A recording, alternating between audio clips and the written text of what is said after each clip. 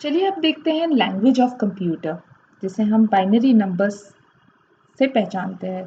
Binary numbers में होते हैं 0 और 1।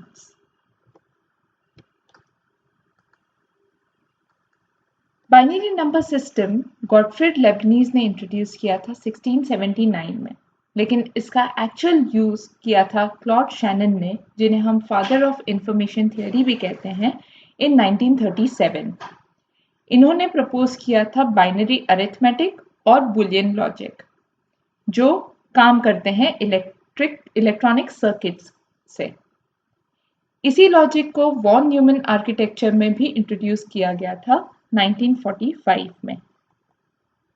तो बाइनरी नंबर्स बेसिकली होते क्या है? कंप्यूटर अंडरस्टैंड करता है सिर्फ बाइनरी लैंग्वेज, या हम उसे मशीन लैंग्वेज भी बुलाते हैं, जो कॉम्बिनेशन होता है 1 और 0 के। हम ह्यूमंस ये सोचते हैं कि 1 और 0, तो हम जो भी कंप्यूटर पर टाइप करते हैं, कंप्यूटर उसे कन्वर्ट करता है बहुत सारे 0 और 1 के कॉम्बिनेशन में। बट ऐसा नहीं है। एक्चुअली कंप्यूटर में करंट फ्लो होते हैं, तो जब वो करंट पास होता है तो वो उसे इंटरप्रेट करता है ऑन 1 की साइन से, और जब करंट फ्लो नहीं करता है उसके सर्किट में, तब उसे वो इंटरप्रेट करता है ऑफ, दैट इज 0 की साइन से। सो कंप्यूटर के अंदर बहुत सारे टाइनी कंपार्टमेंट्स बने हुए हैं, जिसे हम बिट्स कहते हैं, और हर बिट का एक गेट होता है, ऑन और of.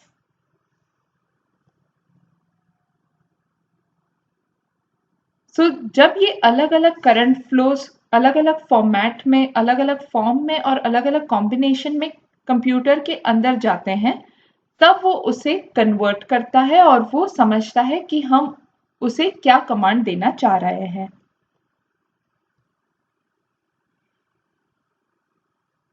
A combination of 8 bits is represented by 1 character.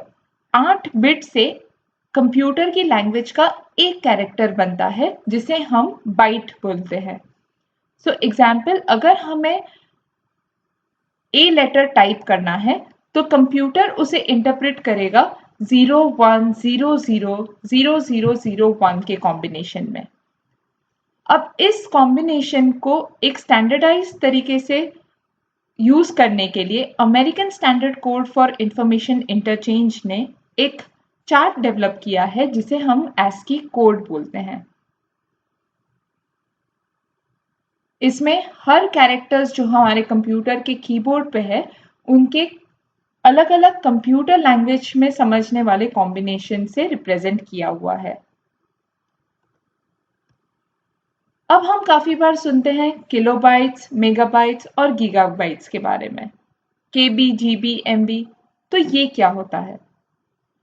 जैसे बाइट एक कैरेक्टर है कंप्यूटर की लैंग्वेज में, तो 1024 बाइट्स जब होते हैं, तो that is equal to 1 kilobyte.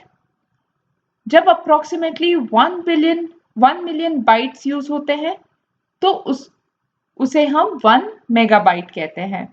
और उसी तरह अप्रोक्सीमेटली जब 1 बिलियन बाइट्स यूज होते हैं, तब हम उसे कहते हैं 1 गीगाबाइट्स। सो ये कहाँ काम आता है? ये कंप्यूटर की प्रोसेसिंग डिराइव करने में काम आता है, समझने में काम आता है, और मेमोरी स्पेस। जैसे अगर हम बोलते हैं कि कंप्यूटर की मेमोरी 512 मेगाबाइट्स है, इसका मतलब कंप्यूटर किसी भी वक्त 512 मिलियन बाइट्स का डेटा हैंडल कर सकता है प्रोसेस करने में। उसी तरह अगर हम बोलते हैं कि हार्ड डिस्क की स्पेस जो है वो 200 GB है, इसका मतलब उस हार्ड डिस्क में हम करीबन 200 बिलियन बाइट्स का डेटा हम स्टोर कर सकते हैं। तो आप अंदाजा लगा दीजिए कि अगर कंप्यूटर 1 बिलियन अमाउंट का डेटा प्रोसेस करता है, तो उसे कितना टाइम लगना चाहिए। अगर हम 1 बिलियन की स्ट्रोक हमारे कंप्यूटर पे टाइप करने जाए, तो अगर हम 1 सेकंड में 5 स्ट्रोक भी करते हैं, तभी भी हमें 6 साल से ज्यादा लग सकते हैं 1 बिलियन की स्ट्रोक्स करने के लिए। और वही काम कंप्यूटर बहुत फास्ट हमारे लिए करता है। अब समझते हैं लैंग्वेज ऑफ कंप्यूटर। दो तरीके की लैंग्वेज होती है, लो लेवल लैंग्वेज जिसमें होती है मशीन लैंग्वेज और असेंबली लैंग्वेज, और सेकंड होती है हाई लेवल लैंग्वेज।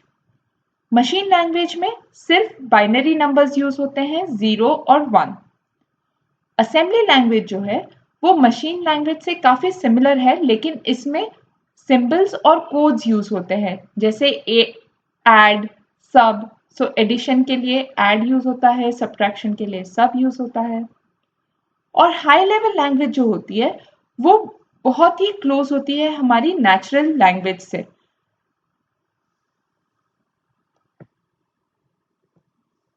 लेकिन कंप्यूटर तो सिर्फ मशीन लैंग्वेज समझता है। तो ये मशीन लैंग्वेज के अलावा जो भी लैंग्वेजेस है, अगर कंप्यूटर को वो समझना है तो उसे ट्रांसलेटर की जरूरत पड़ती है। There are 3 types of translators. एक होता है असेंबलर, दूसरा होता है इंटरप्रेटर, तीसरा होता है कंपाइलर। असेंबलर, जैसे ही नेम सजेस्ट कर रहा है, असेंबलर क्या करता है, जो असेंबली लैंग्वेज है उसे वो मशीन लैंग्वेज में कंप्यूटर के लिए कन्वर्ट करता है ताकि कंप्यूटर उस लैंग्वेज को समझ पाए। नेक्स्ट होता है कंपाइलर। कंपाइलर क्या करता है, अगर हमें कोई भी सेट ऑफ इंस्ट्रक्शंस कंप्यूटर को देने हैं कि आपको ये प्रोग्राम रन करना है, तो हमें वो पूरा प्रोग्राम एक साथ लिखना होगा। फिर कंप्यूटर उस सारे पूरे प्रोग्राम को एक साथ कंपाइल करेगा और फिर उसे वो एक साथ रन करेगा। इसमें एक दिक्कत ये आ सकती है कि अगर हमने कोई भी एरर किया हुआ है प्रोग्राम में, तो वो हम जब तक कंप्यूटर का प्रोग्राम रन ना करे तब तक हम वो एरर नहीं देख पाएंगे। इसका एक और एग्जाम्पल है, अगर हम कोई मूवी देख रहे हैं और उसके नीचे सबटाइटल्स रन हो रहे हैं, तो ये सारे सबटाइटल्स को एक साथ एक प्रोग्राम में कंपाइल किया जाता है, तो ताकि जैसे जैसे मूवी आपकी चल रही है वो कंपाइलर की फाइल भी मूवी के साथ साथ चलती है।